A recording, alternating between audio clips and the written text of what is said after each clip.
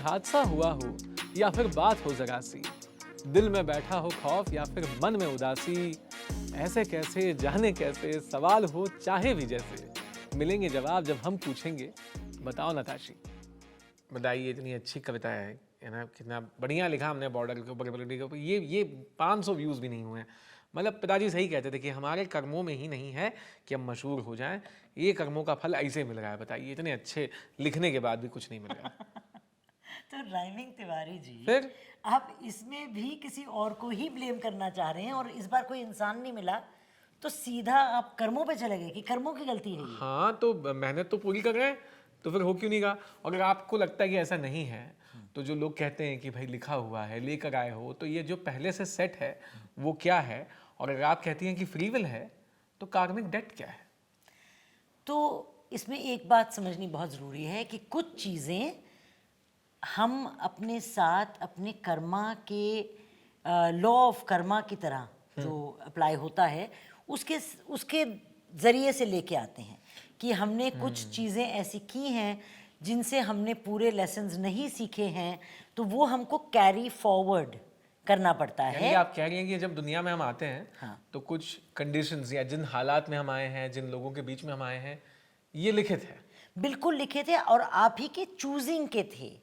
Every soul, हर जो आत्मा है, जो वो एक शरीर में एक जीवन को चूज करती है, सिलेक्शन होता है, वो उसकी खुद की चॉइस है, क्योंकि उस आत्मा को कुछ लेसन सीखने हैं और वो लेसन सीखने के लिए हमको, जैसे आप अब स्कूल जाते हैं कुछ सीखने के लिए, आप बच्चे हैं या कॉलेज जी, जाते जी, हैं, जी। तो आप उसी कॉलेज में या उसी स्कूल में वही सब्जेक्ट्स लेंगे जिसमें आपको इंटरेस्ट है। जो आपको ऑलरेडी आता है वो आप फिर से क्यों सीखेंगे? तो सोल जो है वो हर लाइफ टाइम में अपने लेसन्स चूज करके आता है और उस हिसाब से उस माहौल को भी सिलेक्ट करता है। अगर उसको प्यार करना सीखना है तो वो एक ऐसे परिवार में जन्म लेगा जहाँ प्यार दूर दूर तक किसी को उसके स्पेलिंग भी नहीं आते होंगे। क्योंकि अगर ऑलरेडी वो प्यार वाली फैमिली में जन्म लेगा तो सीखेगा क्या?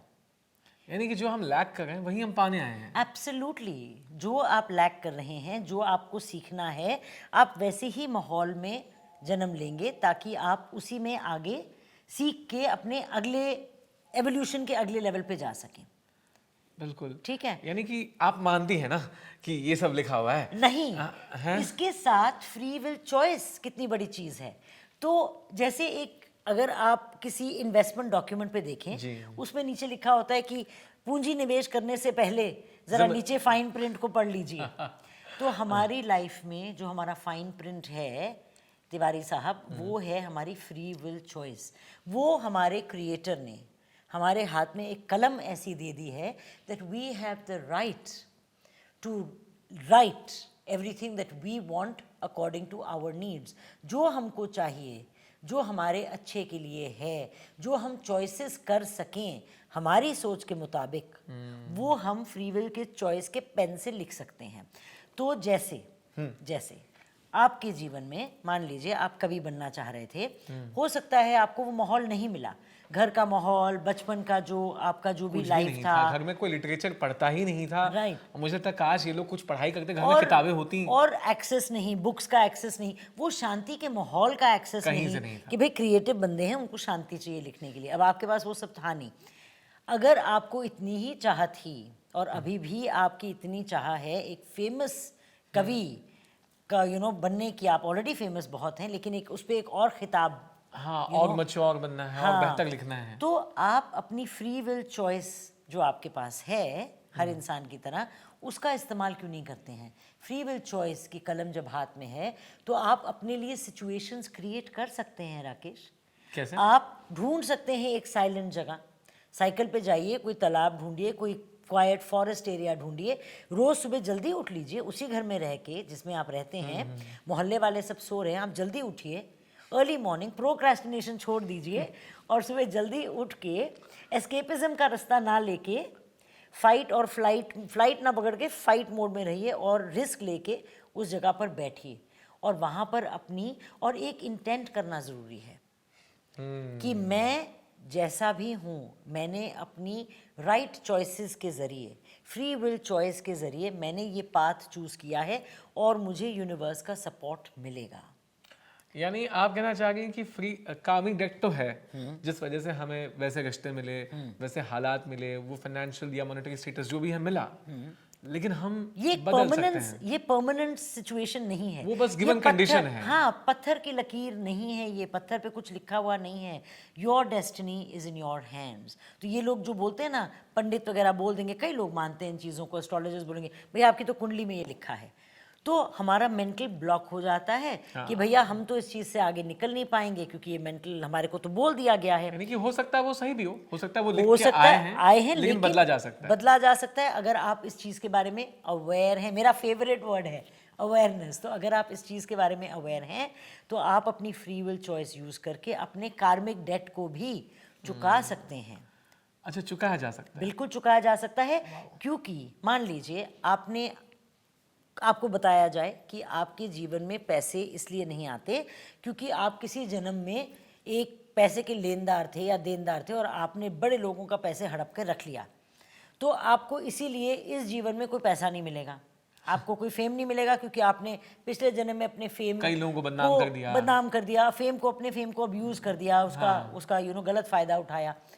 अब ये चीज़ नहीं है कि आपको इस पूरे जीवन में वो निकालना पड़ेगा, न्यूट्रलाइज किया जा सकता है। अगर आपने अब आप मेरे से बातचीत में लगे हैं, हो सकता है वो यहाँ पर क्योंकि आप मेरे साथ इतना अच्छा काम कर रहे हैं तो आपका यहाँ पर ही कार्मिक डेट क्लियर हो जाए, या अगर आप कोई और अच्छे कर्म करें, कोई जिसको फेम चाहिए, कोई और आपका मित्र है, हेल्प कर दें उसे, हाँ, जो आपके सोशल मीडिया कनेक्ट के थ्रू उसको कुछ हो सके, अगर आप उसकी हेल्प करके उसको ऊपर बढ़ाएंगे तो आपका कर्मा जो है वो डेट क्लियर हो गया। Like applying the same to the story I'm most attached to is Virat कोहली's, कि उनके पिताजी का देहांत हो गया था मैच के बीचों बीच एक दिन पहले।